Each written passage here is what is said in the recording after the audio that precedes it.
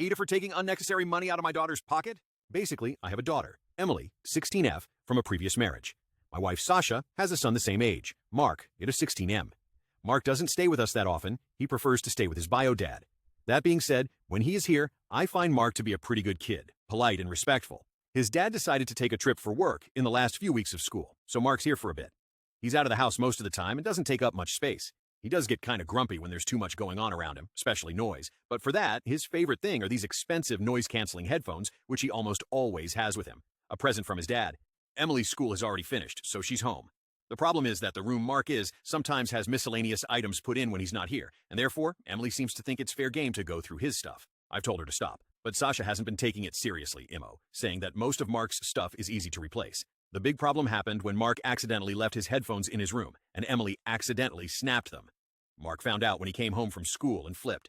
He shouted at her, saying she was spoilt without anything to back it up, loud enough that my wife and I heard it from the other room.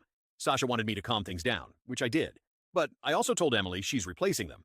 Thing is, Mark's dad offered to have someone get him a new pair immediately, and that it wasn't a problem.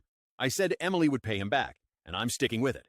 Emily and Sasha think that's unfair since Mark's dad can afford to buy 10 more. But I don't think you get to break someone's stuff and not pay for it. Those aren't the values I was raised with or what I want for my daughter. That being said, I do realize in this case it's kind of unnecessary and there may be better ways for her to make it up to him. Ida,